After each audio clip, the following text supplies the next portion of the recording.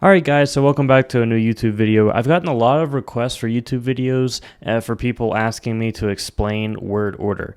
And I kind of understand what you're saying. So I remember when I was first learning Spanish, word order confused me. Now that I'm fluent, I kind of don't understand the question because I wouldn't worry so much about word order now that I'm looking back on like my journey of learning Spanish and whatnot. But I think the main issue that you have when you're worried about like word order in Spanish is that you're trying to directly relate English to Spanish word for word, and you're trying to directly translate too much. That's the mistake that I think you're making. So I want to get your brain, for the most part, to eventually start thinking first in Spanish and then English. You have to understand that these are completely different languages.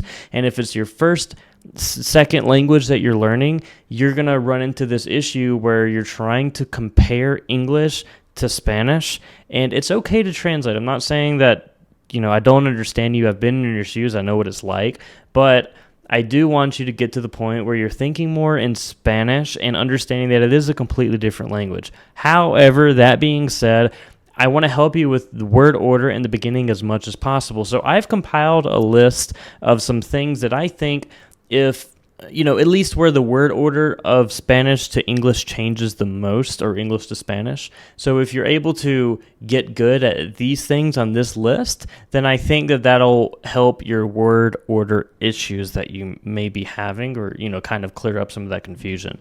So let me pull up my list, and we're going to go over to this fancy whiteboard here. So hopefully you can see that. And let me know if you like this format for YouTube videos, by the way. If you like when I'm explaining things using a whiteboard, if it's easy to follow along with, I'll make plenty more like this if you'd like me to. So just let me know in the comments. So there's a couple of phrases that I want to go over first that really are some things that stick out to me when it comes to, the order of words and just how sentence structure works in general in Spanish. There is a phrase that's good to know, and it is this one. So we've got either the reason why or something that along the lines of that is the reason why. So let me put my keyboard in Spanish here. So we've got la razón por la cual or la razón por la que. You'll see either one of these when you want to say like the reason why, etc. You're either going to say la razón por la cual or la razón por la que. It's really weird, but you'll kind of get the hang of it. It's like word for word you're saying the reason for the which or the reason for the what. So if I wanted to say the reason why I teach Spanish is because, I would start off by saying la razón por la cual enseño español es porque, and then you could just go along regularly translating pretty much word for word. And this is also how you say the reason why.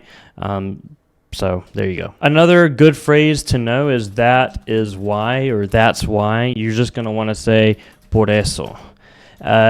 And it is for that reason. If you were to say that is why, if you can replace that is why with it is for that reason, you would say es por eso que. So if I wanted to say that's why, or it is for that reason that I teach Spanish, it would be por eso or es por eso que enseño español. Por eso enseño español, or es por eso que enseño español. So there's just a couple of phrases that the word order and the word order in general it's pretty different. But those are just a couple of phrases. Let's get into some more fundamental stuff though when it comes to word order and sentence structure in Spanish versus English. So negatives. This is a big one. When to say the word not or don't or does not or do not or all of that stuff. So pretty much the word no is key here. So if we were to say something like I do not want to go, we don't have something that exists in Spanish that is do not or don't or doesn't. None of that stuff exists, which is really good news for us. It makes it super easy because all we have to do is just put the word no in front of the verb. So it's no quiero ir. So that's how sometimes you can have, 6 words become just 3 words in Spanish. It's because a lot of this stuff just doesn't apply. And you also don't need to include the subject in Spanish. So just make sure you put the no before the first verb that you use in Spanish. Another thing is when it comes to adjectives. So remember that adjectives come after a word, after a noun. That's important. So if I wanted to say the big car, it would be el carro grande. Okay, it wouldn't be el grande carro, it would be el carro grande. You would put the adjective after. It's as if you're saying the car big. So if you can kind of get that in your head of just making everything backwards pretty much in Spanish, so, you can start saying things like the restaurant good, the place big, the woman beautiful, right? That's how you structure adjectives in Spanish.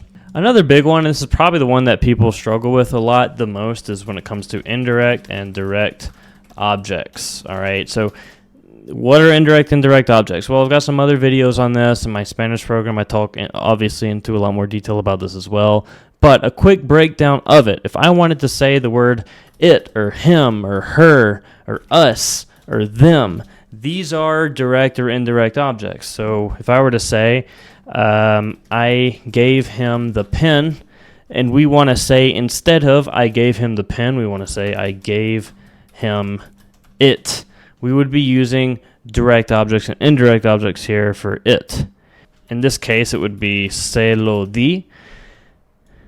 All right, and I don't want to get this. The word say will be for another video, but whenever we have him and it or her and it, us and it, we have two objects. We use the word say first, followed by lo or la.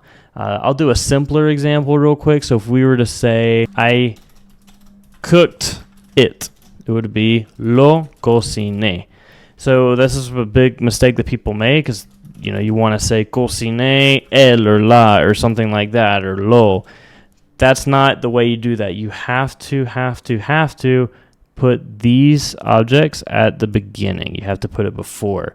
So that's why this is correct. All right, so it's lo cociné. It's not cociné, whatever. So whenever you have it, you just have to know where to put that. You can also put these direct and indirect objects at the end of verbs that are not conjugated. For example, I want to cook it would be quiero cocinarlo. So you can either say quiero cocinarlo, attaching lo to the end of this unconjugated verb, or you could say lo quiero cocinar. Again, these are very, simple breakdowns of kind of complex topics that I have other videos for, both on my Instagram and my YouTube channel. For now, though, it's just a very basic breakdown. I just want you to kind of wrap your head around how word order kind of works in Spanish, how structure works, because whenever you're reading and listening to Spanish, I want you to be able to look out for these differences. I'm just trying to go over the main differences in the language itself so that you can kind of stop comparing. I like to compare English to Spanish so that it works better in my brain. Obviously, this is what you have to do in the beginning when you're translating and trying to figure out the language itself.